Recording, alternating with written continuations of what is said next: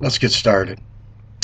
Now, I don't want people to think I'm like the, you know, naysayer, pessimist, but I have an opinion on this, and I don't know, maybe some people don't agree. The space program. I'm not sure I understand it, to be honest with you. And there's been a big hoopla about it lately because of John Glenn, who passed away. And there's no doubt in my mind Glenn was a hero. He did some things that were unbelievable. You know, first man in space and what have you. Now, I say he's a hero only because the guy was, wow, it took a lot of schmaltz to go up in these, in 1960, in the mid 60s in 1969, the moonwalk when, these capsules were blowing up and they didn't, they didn't have it down. There was a lot of problems, and at any given moment, he could have become a fireball. So he's a hero just for that alone, because guess what? I ain't doing it. And I don't think most of Americans would. Hey, let's go up in that. What's your chances? I don't know, 50-50. That's cool. I'll stay home. Great. But anyhow, I don't get it, the space program. I, you might go, wow, what a naysayer. I think it's got to be a big waste of money, I think, unless we're benefiting from it, and I haven't seen yet how we are. I'm not sure how we are. If somebody could tell me, then maybe I think differently about it. But, back in 69, no, I was in school at the time, and they stopped the class, and they showed the moonwalk and all that, and it was a big deal, and, that was just great. Okay. Well, what have we gained from walking on the moon? I know it was a race to space with the Soviets. Was that a big deal? Wasn't that like a macho mano mano? I mean, I don't know what the Soviets had, like Sputnik, or was that us? I think it was Sputnik, which is a stupid name in the first place. Sputnik. Sputnik. That sounds like something that crashed, doesn't it? Sputnik. Yeah, and tomorrow we're sending up the poopy doop. I mean, it sounds dumb. Sputnik. Anyway, got a little off base there. A space race. Like, oh, we're racing and we landed. Well, what did that say? What are we, beefing with the Soviets back then? That's all it told me back in 69. Look at us. We're better than you. We did this. You were trying to do that. We did. Space race. Okay, what good did that get us? Exactly. Did we benefit from that? I'm not sure. Did we benefit from the moon? I don't think so. I mean, I could be wrong, but the only thing that I think that they found up there was dust and some rocks. Now, I'm not so hip that I want to research it further, but let me tell you something. If it was anything that was a big deal, we'd have known about it. So that was in 69, 79, 89, 99, 2000. Holy mackerel. In 2019, in a few short years, that'll be 50 years. So what have we gained from that? I know it didn't stop the Vietnam War. I know that the Iraq War in 91 or 93, whenever it was, didn't stop that. Hasn't stopped world hunger. Hasn't done. Have we benefited anything from that? I don't think we have. So that's why I don't understand it. Now, it's a big hoopla, like I said, because Glenn passed, and I take nothing away from that man. He was a hero.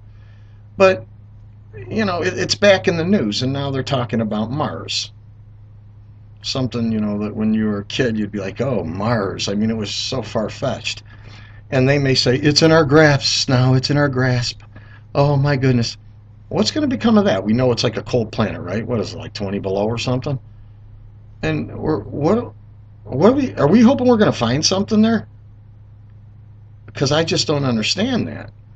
I mean, as far as the moon was concerned, we didn't find too much there, and Mars is great. What are we going to find? Because unless we find an endless supply of cooked cheeseburgers that you can bring back and feed the starving kids in America, I'm not real interested. You dig what I'm saying? I mean, it just sounds just really ridiculous. I mean, and it's got to cost millions, trillions of dollars. You got to look at it this way. Your average layman can only relate to like a car. Oh man, used to be able to buy a car for 15 G's. Now they're 50.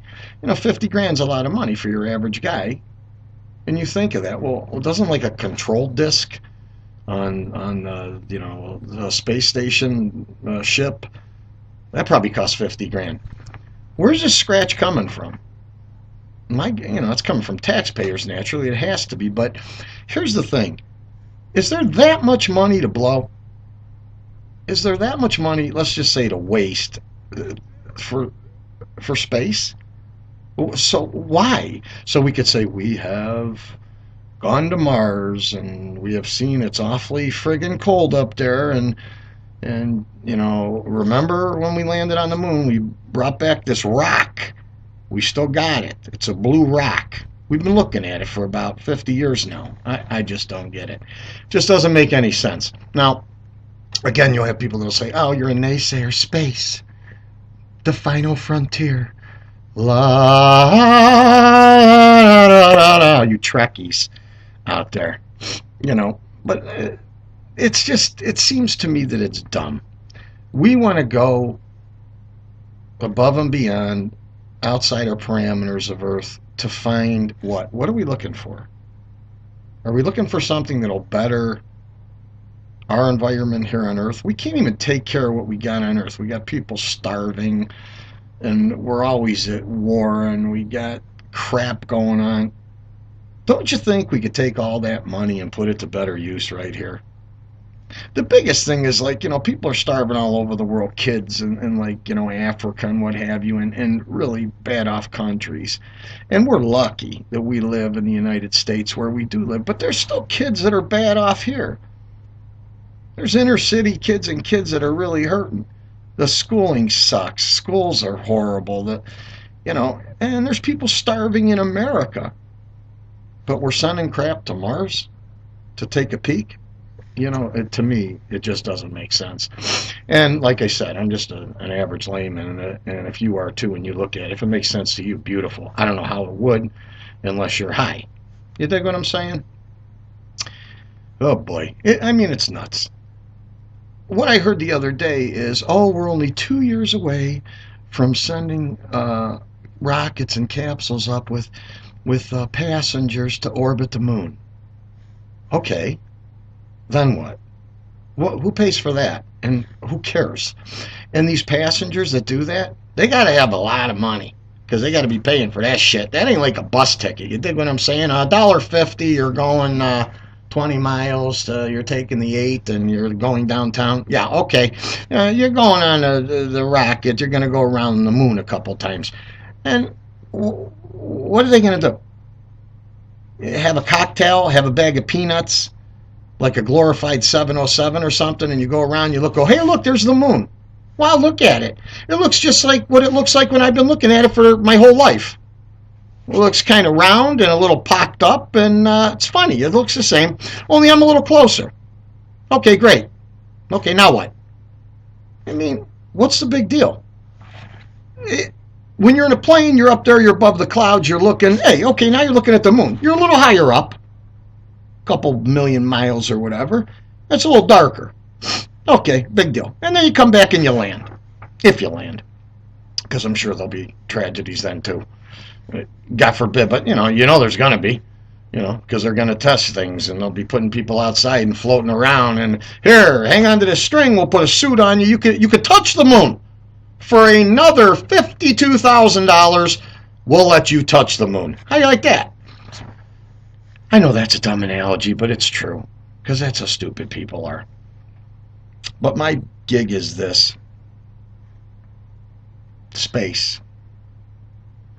We don't really know that much about it, and why should we really care? Can't we just take care of where we live? Can we take care of the planet that we live on and the people that are here? Do we have to venture out there? Have we learned anything from the past? Has our moon travel and walking on the moon and everything, where has that brought us? like I said earlier. It's been almost 50 years. Can somebody show me something that has developed, or we got off of the moon, or we've learned from that has been tremendous for us? And did they ever add up how much money was spent over the last 50 years? It's probably some astronomical figure that you can't even fathom, I would imagine. So that's just my take on that. So, there's the 9 planets or whatever. Leave Mars alone. We know it's cold. Who cares? Why do we want to go there? What are we looking for? Are we looking for something? I mean, unless it's my car keys, for Christ's sake, and I'm saying, hey, I lost my car keys. Have you seen my car keys? Do me a favor. Next time you're up on Mars, take a peek, will you? Am I mean, we look stupid places. You lose your keys and you lose your mind. You know how when you lose your keys, you go, oh my, where are they? You start looking. First, you're being pretty normal. Then, after you get done looking in the couch and in the car seat and on the floor and on the counter, you start looking in the freezer. You're going, what the hell? What? What am I doing looking in the freezer? Funny thing is, sometimes you find them there. That's the crazy part, because you were going to get an ice cream bar and you whatever. But you're looking in the freezer, you're looking in the bathroom, you're looking under the sink in the bathroom where you keep the tub scrub, and crazy stuff. But anyhow, unless I lose my car keys and I gotta let you know, take a peek on Mars, forget about it, because it's stupid. So that's my take on space. I mean, there's too many other things to be concerned about, and too many other ways, I think, for the United States to spend the money, like take care of the people that live here. How about that? Make sure people are fed, educated, crazy stuff like that. They have clothes to wear. This sounds silly, but, for your people that want to go up and spend all that money and fly around Mars and go, oh, look how cute it is. Look at all the colors. Isn't it beautiful? You get my point. So anyway.